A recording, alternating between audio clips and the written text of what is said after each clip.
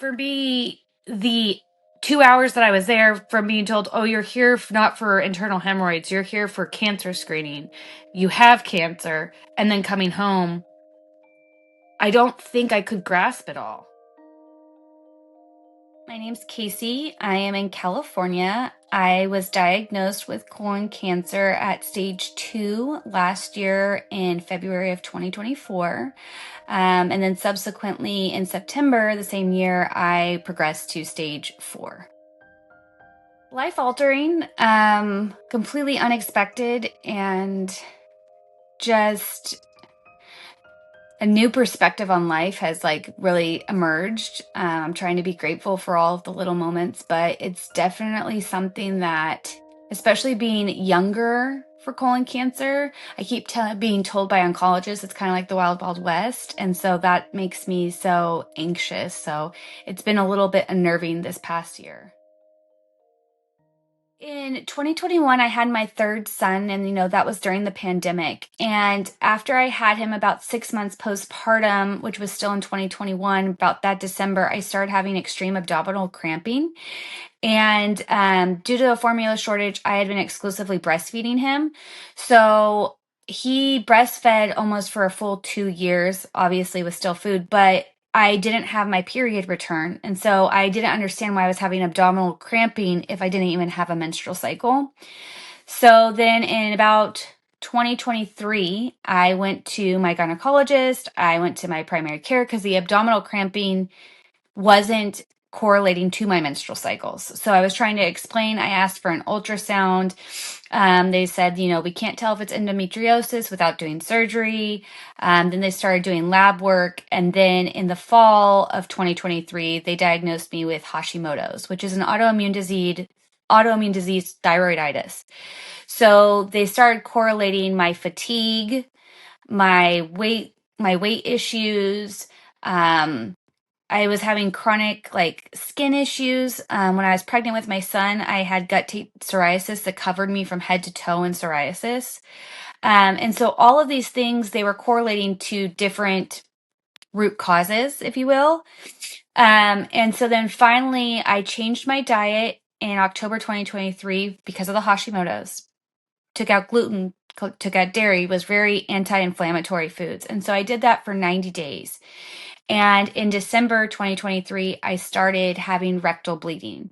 So prior to that, I had complained about having mucus in my stool, and they said, oh, that's probably from COVID. It's probably from, having other infections, that's completely normal. So they kept telling me it's normal. But in December, right around Christmas 2023, I had so much rectal bleeding. And I had called because the following days were just black stool. And so I should have gone to the ER in retrospect. They put me off for a colonoscopy for 9 weeks. So that's why I didn't go in until February of 2024. And when I went there and met the gastroenterologist, she's like, why are you here? Why were you referred at 36 years old? I thought it was in my chart.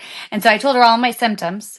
And she goes, oh, you're not here for an internal hemorrhoid or a fissure. You're here to see if you have cancer. No one had mentioned that to me. No one. And I could see the screen and I could hear them. I couldn't open my eyes. Well, I had opened my eyes a little bit, but it was still blurry if you've been under a colonoscopy sedation. But I heard them say it's cancer. And so when I fully woke up, I'd asked her, did you find cancer? And she goes, we'll talk 30 minutes from now when you're a little bit more out of the sedation. So my mother-in-law was with me. She got to come back and we were in a private room. And I told her, I was like, I heard them say cancer. And she goes, no, you were probably dreaming. The sedation probably just made you think that, all these things. And she came back and she said, we found a large mass along with several polyps. We removed the polyps, but we can't remove the mass. She's like, I'm 99.9% sure it's cancer. We sent off the biopsy. We'll probably have it back tomorrow. But because of how large it is and how it's going through the colon wall, we need you to get a CT scan immediately to see if it's spread. So I got the CT scan Friday. So I had the colonoscopy on Thursday, had the CT scan on Friday, and it came back that it hadn't spread per the CT scan, but my CEA levels were very high. So they told me I was at risk, that it still could be they couldn't stage it until they did the surgery. I had the surgery March 18th, and then they staged it after the surgery. But my surgeon had taken 66 lymph nodes, and he said, all the lymph nodes came back negative, and you have great margins. We took out almost 60% of your colon. So from the right side of the colon all the way through the transverse, and they left the semicolon and my rectum. And I asked him, would your recommendation be chemotherapy after this? And he goes, you have to remember, I'm not your oncologist. I was like, yeah, but from what you've seen from other patients, and at the time, his sister-in-law was going through the same thing. So I said, if I was your family member, what would be your recommendation? He goes, I would absolutely recommend chemo, especially at your age, because we want to make sure that we're not leaving any residual cancer. He's like, although I took a huge amount of your lymph nodes and they're negative, that would be my recommendation. I couldn't even wrap my head around the word cancer. And I remember looking at my mother-in-law, who was absolutely in shock, and I said, I don't want to tell anyone. And I tried to reassure everyone, this is like a blip on the radar. It's just going to be a surgery. It will be okay. Please don't freak out. It's just a little bit of cancer. It was disjointed. I don't know how to explain it. It didn't feel like it was happening to me. And so I disassociated with it because I had to be strong enough to process it. And it really didn't hit me until after my surgery, to be honest with you, because I felt like if I don't know the stage, if I don't know the magnitude of this, I'm not going to let it freak me out. And funny enough, 7 days before the colonoscopy, I had accepted a director's position at a new organization. So I had to make the choice. Do I take the leap and take on a new role with new responsibilities, knowing that I have cancer, or do I stay where I'm comfortable? And I called them and told them the process of what's happening. They were so awesome to me. They're like, we'll just sign you on to our organization and then you can go on leave. Whatever you need, we'll do it for you. We'll wait for you. So I felt like God had placed me in a good spot, but it was just a lot of change at once where I don't think I processed it. When they told me the words, I had never even heard of colon cancer. So for me, the 2 hours that I was there, from being told, oh, you're here not for internal hemorrhoids, you're here for cancer screening, you have cancer, and then coming home, I don't think I could grasp it all. We met with my oncologist in person, my husband and I, and he had explained to me I'm stage 2A T3, and that I had great margins. I had a significant amount of lymph nodes removed, and they were all negative. So, I'm not stage 3. And I said, okay. He goes, so typically someone with this stage, if they're over 50 or 60, we don't even offer them chemo because the chemo might be more detrimental to them than possibly a reoccurrence. And he goes, so think of it as you're in a place where you might be in a 25% range of getting a reoccurrence for cancer. And we don't know, based off the data and the trials, if giving you chemo would even increase your rate of or decrease your rate of a reoccurrence. He's like, honestly, it could only be 1 or 2%. And I said, I want that 1 or 2%. And he goes, but you have an autoimmune disease. You also have psoriasis. It will take a toll on your liver and all these things. He goes, my biggest issue of being an oncologist, I never want to give someone chemo that doesn't need it. And I said, I completely understand that. But I also am one of those people, because he asked me, would you be a person that down the line you get a reoccurrence and you regret the decision of not doing chemo? I said, yes, I would be that person because I have 3 children. I want to do everything under the sun, and including holistic treatments. But if chemo's possible and it can increase my rate of not getting a reoccurrence by 1 or 2%, let's do it, And he goes, well, we really want to think about risk benefit. I said, okay. He goes, so what I want to offer you is a Signatera test, which is a circulating tumor DNA test. He said, it's newer technology that will test your pathology from your tumor with your blood to see if there's any residual cancer. If it comes back, we're negative, we're not doing chemo. If it comes back positive, we're doing full chemo, 12 cycles. He convinced me after my Signatera came back negative to not do chemo. I had removed my IUD that had hormones when I first got diagnosed because I wanted everything out of my body. I wanted to try and be as natural as possible. I had been tracking my cycles regularly, but in July, my husband and I became pregnant. And when we went for blood testing to confirm the pregnancy, they also ran my oncology labs. I didn't know that. So I'd reached out to my oncologist, the gastroenterologist, my surgeon, my OB to find out, can I carry the pregnancy? Because although I believe in the right to choose, I've never had an abortion. I didn't want to do that. My OB said that she couldn't be my doctor, that she has never had a patient be so close to diagnosis and carried a pregnancy, and she wouldn't feel comfortable seeing me. I would have to be removed or moved over to high risk. When I met with the high risk team, they were very uncomfortable with my pregnancy. My oncologist was very uncomfortable with my pregnancy, but he said, "Oh, your CA levels have tripled, but that's probably due to your pregnancy." And I said, "Where's the data to associate that? Like CEA levels can rise in pregnancy, but it's usually third trimester, and they still don't go out of range to like 12, which that was mine." And he was like, "But that's what I think. So you decide what you're going to do because we're not going to do imaging while you're pregnant." And I said, "Well, the high risk team said that I could do imaging." And he's like, "But that's a risk of your fetus." He said, "It's your choice." And, we were at 5 weeks and I had told my husband, like, I can't make this decision after there's a heartbeat. So we went and I had to terminate the pregnancy. And the doctor was so kind. She had told me that her husband also had colon cancer and she felt for me. But she had asked me, if it wasn't for the cancer, would you carry the pregnancy? I said, "Of course."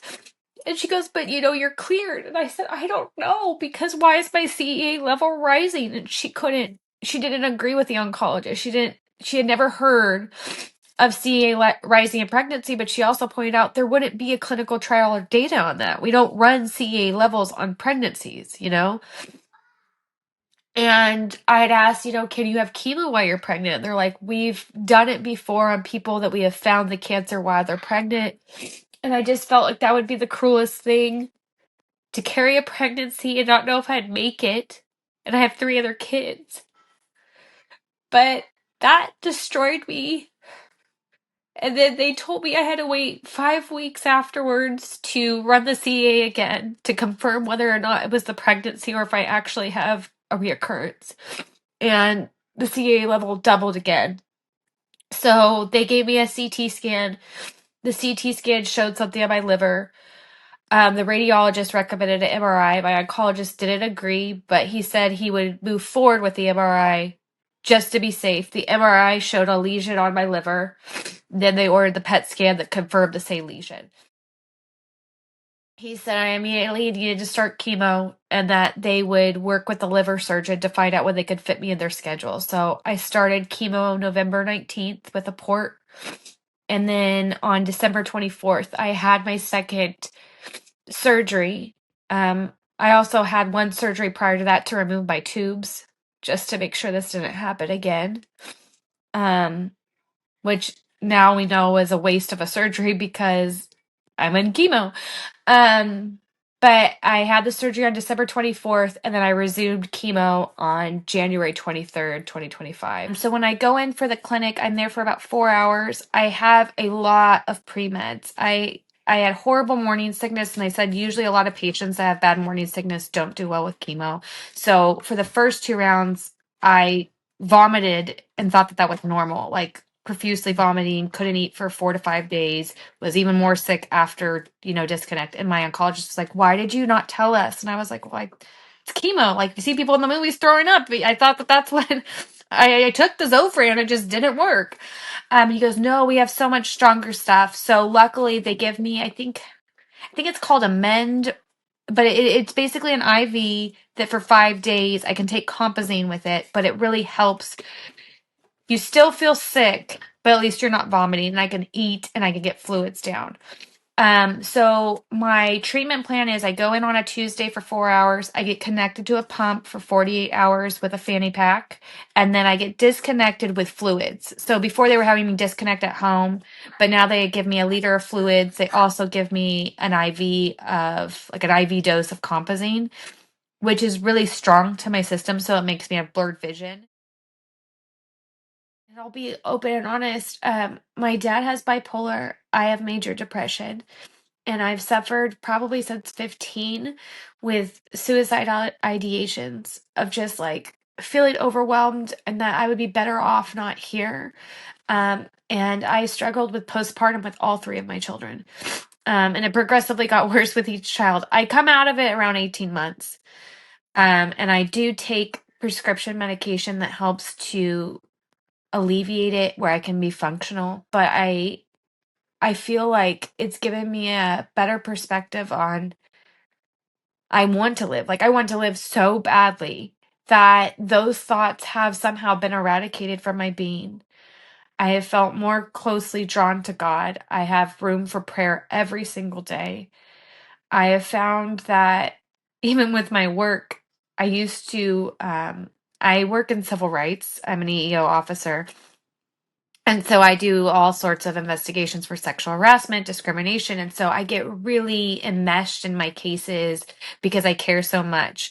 And not to say that I don't, but I've learned to take a step back and be like, it's kind of a bad phrase, but maybe it's from The Hangover. It's like, but did you die? Like, let's prioritize this. Let's figure it out. And I do think that sometimes my work is really heavy, but I try to find like a brighter spot for it.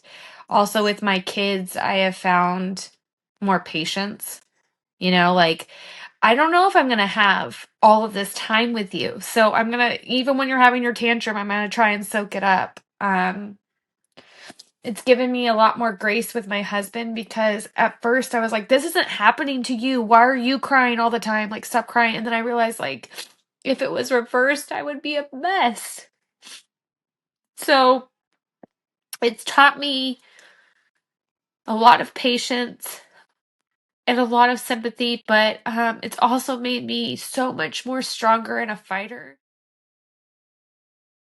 Self-love is just being disciplined is the biggest form of self-love. I've created a TikTok not to like have a fan following or anything like that, but just to continue to share awareness and to give people tips of like what works for me or, especially with the chemo I'm on, I have cold sensitivity. So like the teas I like and just simple daily tips, I think it's made me be more present. And it's unfortunate that something this serious has taken me to be like, okay, I appreciate life, God. I appreciate it. I have never felt like, woe is me, or why did this happen, or any of that. And a lot of people, like, got comments like, did you eat pork? Is it because you ate a hot dog? It's like, I'm never going to know the reason why. And if I had to be honest, I think it's because I've lived my life in a very stressful state that I think my body probably has caused itself to not operate as properly. And so I've tried to eliminate stress in every part of my life. Obviously, we're humans. You can't eradicate it. But trying to prioritize like a calmer lifestyle. Cancer doesn't always have to be a death sentence. And that trying to look at it as a chronic disease really shifts the mindset of like how you approach it.